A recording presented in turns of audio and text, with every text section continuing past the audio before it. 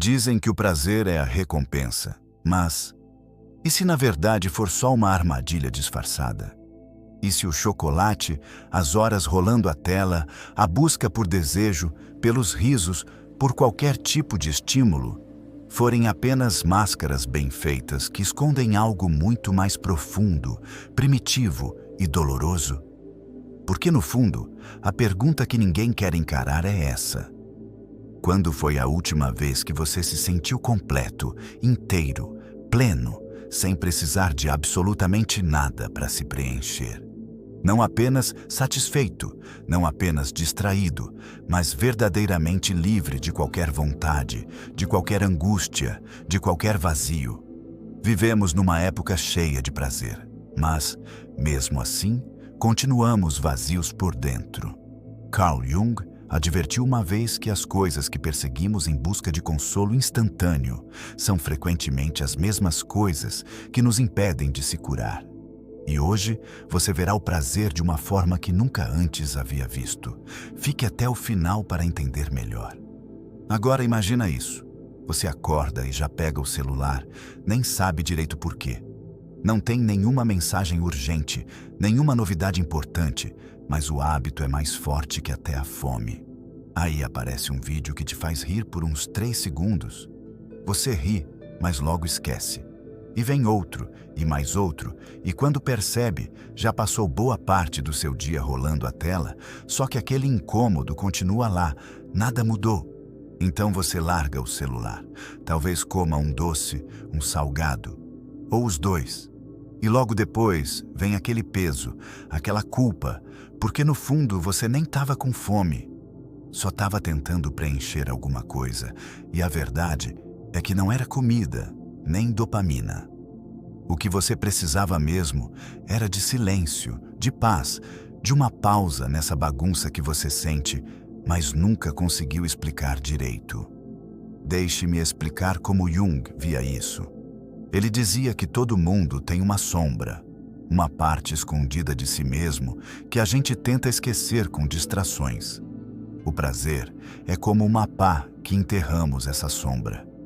Quando você come mesmo sem estar com fome, fica navegando na internet sem se interessar de verdade, ou quer algo só pelo desejo, não está buscando felicidade de verdade. Está tentando se desligar da realidade, como uma anestesia. E aí está a parte mais difícil. A maior parte do prazer que sentimos não é prazer de verdade. É só um alívio temporário para a nossa consciência. Mas isso tem um preço alto, porque cada vez que buscamos esse prazer falso, ficamos com mais vontade do prazer verdadeiro. E quando não conseguimos isso, acabamos nos sentindo vazios, quebrados. Na verdade, não estamos quebrados, só não estamos conscientes. Estamos tão acostumados a confundir fugir dos problemas com realmente aproveitar a vida que nem percebemos. Muitas vezes, o prazer que buscamos é só um sintoma do que falta, não a solução. Deixe-me levar você para mais perto dessa ideia. Imagine que você tem 6 anos, está chorando e ninguém presta atenção em você. Você aprende então que ficar triste não ajuda em nada. Mas quando você sorri, finge estar bem ou se distrai, as pessoas gostam disso. Essa resposta das pessoas fica marcada em você. E você repete isso por muitos anos, até crescer, mas a sua dor continua lá, escondida, enquanto os prazeres que você busca só fazem barulho para tentar esconder sua solidão, seus medos e aquela criança dentro de você que só queria um abraço. O que a maioria não percebe é que o prazer tem memória. Cada vez que você usa o prazer para calar a dor, seu corpo aprende a ter medo do silêncio. O silêncio fica tão difícil que você não consegue ficar sozinho, precisa de música no chuveiro, da televisão ligada, porque o silêncio parece até uma punição. Jung sabia disso. Ele viu que o prazer, quando usado do jeito errado, vira um inimigo da alma. Não porque o prazer seja ruim, mas porque a gente usa ele para fugir do que realmente importa, e a fuga é o verdadeiro problema. Agora, imagine uma pessoa andando pelo deserto atrás de miragens.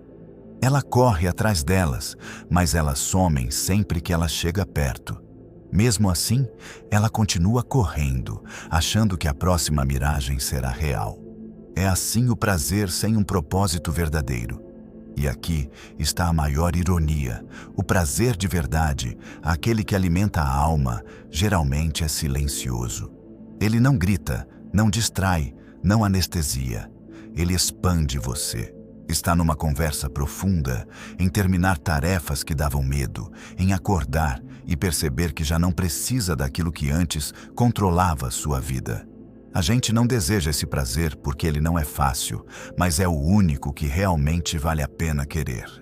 Carl Jung escreveu: as pessoas fazem qualquer coisa, por mais absurda que seja, para não enfrentarem a própria alma. O prazer é a mais linda besteira que inventamos para escapar disso. Vamos continuar.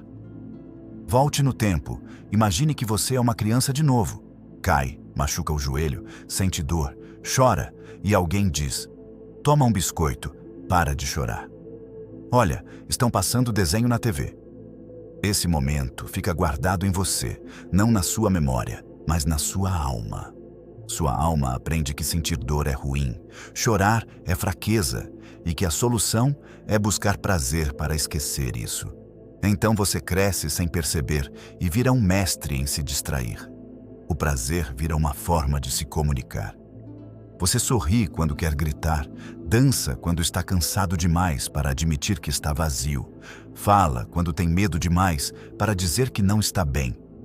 Mas ninguém conta o que acontece quando você faz isso.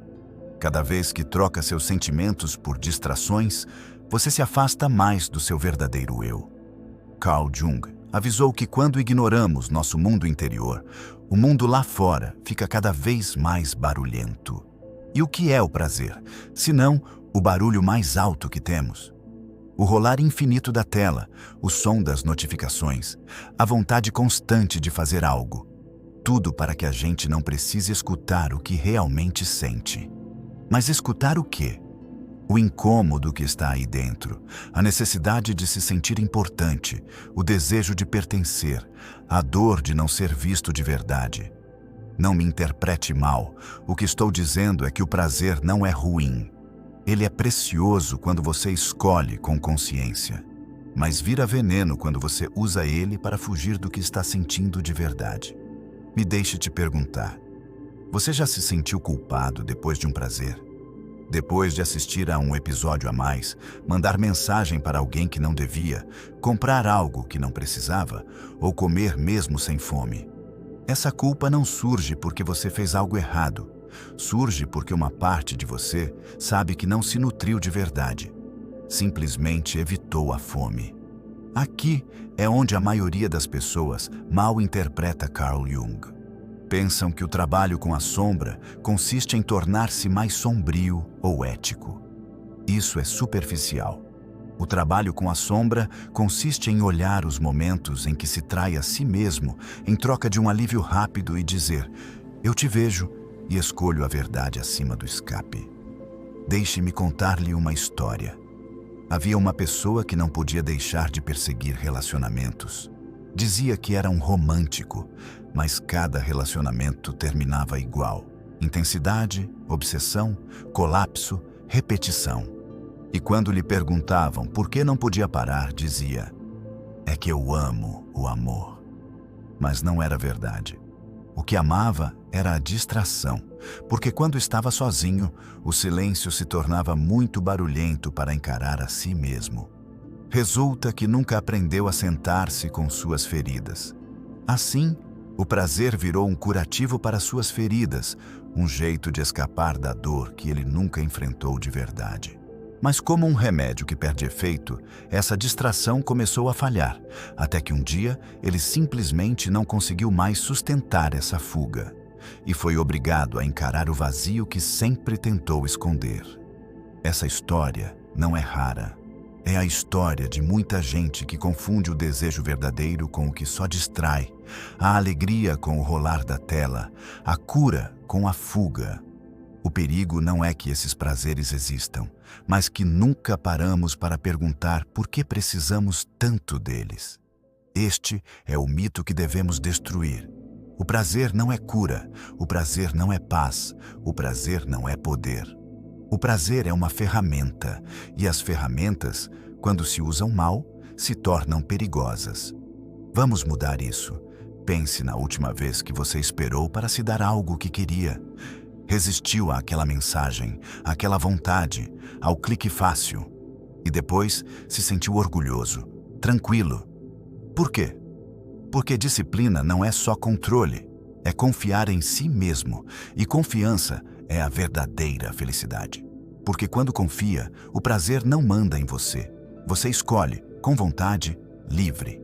Aí o prazer volta a ser lindo, não uma prisão, nem um vício, mas uma celebração.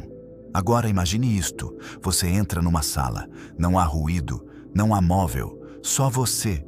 E em lugar de pânico, sente que está em casa, não porque tem tudo, mas porque é tudo. Isso é o que Jung queria dizer com a individuação, tornar-se completo. Não através da negação, não através do esforço constante, mas através da integração. A capacidade de sentir prazer sem usá-lo como uma atadura. A capacidade de desfrutar do silêncio sem temê-lo. A capacidade de estar consigo mesmo e gostar de quem você é. Esse é o objetivo. Mas não pode chegar lá perseguindo subidas intermináveis. Se chega lá baixando o volume de suas distrações e ouvindo o que elas escondem. Aí você então me pergunta, como fazer isso? Perceba quando estiver buscando uma distração e pergunte, o que estou evitando? Permita-se sentir a solidão sem tapar com açúcar, sexo ou rolar a tela sem parar. Escolha o prazer mais lento, o que requer esforço, o que exige presença, o que vem com uma recompensa demorada. Porque aqui está a verdade escondida. O prazer verdadeiro não é rápido. Ele se conquista. A melhor risada é com alguém que você confia. A melhor comida é depois de um dia difícil, mais importante. A melhor conexão vem depois de uma conversa em que você se sentiu realmente visto, não só notado. Permita-me um momento de pausa. Se esta mensagem sacudiu algo dentro de você, bem, assim é como se sente o despertar. Não é grandioso, é silencioso. Não é dramático, é decisivo. E a decisão é simples. Continuarei anestesiando o mal-estar com prazeres rápidos ou me encontrarei comigo mesmo plenamente, corajosamente, sem necessidade de anestesia. Carl Jung acreditava que os nossos maiores problemas não surgem exatamente do que nos aconteceu, mas do que fazemos depois disso. Do quanto tentamos ignorar, reprimir ou fugir das marcas que o trauma deixou. Não é o que aconteceu que nos destrói, é o fato de não olharmos para as feridas que ficaram. E o prazer usado sem pensar garante que nunca enfrentemos isso. Mas agora que você sabe, o que vai fazer? Assim, aqui estamos. Você ouviu o aviso, sentiu o desconforto, viu como a máscara do prazer começava a escorregar. Agora chega a parte que ninguém quer afrontar. A verdade que não só dói, mas que também destrói. Porque para tomar sua vida de volta do prazer falso, deve admitir algo aterrorizante. Você se traiu a si mesmo. Não uma vez, mas silenciosamente, diariamente, lentamente com o tempo. Cada vez que buscou o jeito rápido, cada vez que disse só 5 minutos mais, cada vez que evitou o silêncio porque sussurrava muito alto, cada vez que se disse isso me faz bem, quando só queria esquecer. Mas escute com atenção. Isso não é vergonhoso, é despertar. Não é fraco por fazer o que acreditava que o mantinha a salvo. Você não está quebrado por desejar algo que calmava a dor.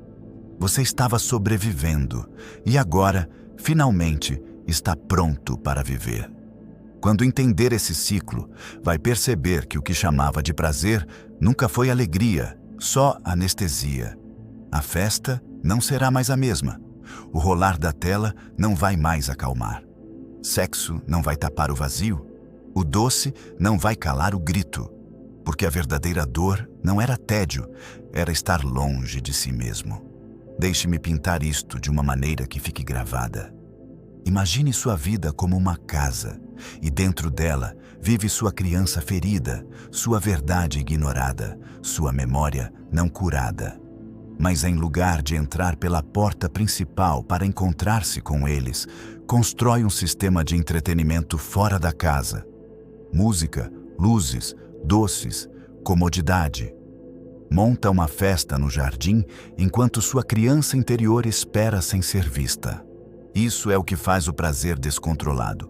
Constrói um carnaval fora de sua casa para que nunca entre. Mas a cura real, é caminhar através do silêncio, entrar na casa, sentar-se com a criança e dizer: estou aqui agora, pode falar? Esse é o trabalho de que falava Jung. Não queria que as pessoas se tornassem viciadas na quietude. Queria que deixassem de ter medo dela. Que soubessem que o silêncio não é a ausência de vida, é a presença de tudo o que evitamos. Agora, aqui está o mito final que precisa acabar. Disseram-lhe que o prazer é a meta, que a felicidade significa sentir-se bem, que quanto mais se permite, mais livre é. Mas a liberdade não consiste em fazer o que quer, consiste em não precisar fazê-lo. O verdadeiro prazer não é o chocolate, nem redes sociais, nem a carícia ao ego. O verdadeiro prazer é o momento em que se dá conta de que já não precisa distrair-se de si mesmo. Pode sentar-se na quietude e sorrir. Não porque está vazio, mas porque está cheio. Cheio de presença, cheio de verdade, cheio de poder. Você vira alguém que não corre atrás da felicidade porque já tem paz. E as pessoas o notarão. Dirão que mudou. Falará mais devagar, fará pausas mais longas, rirá com menos frequência, mas mais profundamente. E perguntarão: por que não bebe tanto? Por que não usa as redes sociais? Por que não responde às mensagens de imediato? E você vai sorrir, porque eles não entendem. Você não está fugindo de mais nada, você está presente. Isso assusta muita gente, porque quem para de precisar do prazer rápido vira uma força que não se pode controlar, sem distrações, imune a manipulações. O prazer já não o atrai. O marketing não o hipnotiza. O vício perde o poder, porque a presença voltou. E a presença é a forma mais pura de rebelião. Carl Jung disse uma vez: o privilégio de toda uma vida é chegar a ser quem realmente é. E quem você é não é um viciado em dopamina, nem é um consumidor de desejos. É um criador de significado. E o significado nem sempre é prazeroso. De fato, raramente o é. É exigente, é esgotante, é inconveniente, mas é real. E o alimentará de formas que o prazer nunca poderia. Da próxima vez que sentir aquele vazio, pare. Não para lutar contra ele, nem se envergonhar, mas para perguntar: o que eu realmente preciso agora? Essa pergunta pode mudar sua vida, porque ela quebra o ciclo, te devolve o controle, te lembra que não é a fome que manda, mas você quem escolhe como se alimentar. Então fica isso para você. Nunca vai olhar para o prazer do mesmo jeito. Não porque ele é ruim, mas porque agora você entende ele de verdade. Vai continuar rindo, amando, curtindo a vida, mas com consciência. E essa consciência vai proteger sua paz, vai deixar sua alegria mais verdadeira, seus relacionamentos mais sinceros, seus hábitos mais fortes e seu silêncio precioso. Porque o prazer que não precisa ser perseguido é o único que vale a pena ter. Se este texto despertou algo dentro de você, se reconheceu sua própria história nessas palavras, quero que faça algo, não por mim, por você. Deixe esta frase nos comentários: dominando o prazer. Escreva-a, declare-a, transforme-a em compromisso com sua própria alma. Que você não vai mais trocar sua paz interior por distrações vazias, que não vai mais anestesiar sua verdade com prazeres que só mascaram a dor. E se você quer mais conteúdo como este, sem filtros, sem máscaras doces, onde a psicologia se torna uma ferramenta para sua libertação genuína, inscreva-se. Não por mim, por você, Porque cada texto será mais uma chave para destravar as correntes invisíveis que te prendem. Ative as notificações. Não há motivação superficial aqui. Aqui é o trabalho real com a sombra, e isso, em um mundo viciado em distrações, é revolucionário. E agora, feche este texto, mas não feche o que acabou de despertar dentro de você. Caminhe diferente, escolha diferente, questione mais, fuja menos. Porque lembre-se, aquele que vê através da máscara do prazer nunca mais se deixa enganar por miragens. A próxima vez que sentir o impulso de buscar o scroll, a comida sem fome, a distração sem propósito, lembre-se, você tem uma escolha, e essa escolha é seu poder. Até a próxima verdade incômoda, ou até que você decida abraçá-la completamente.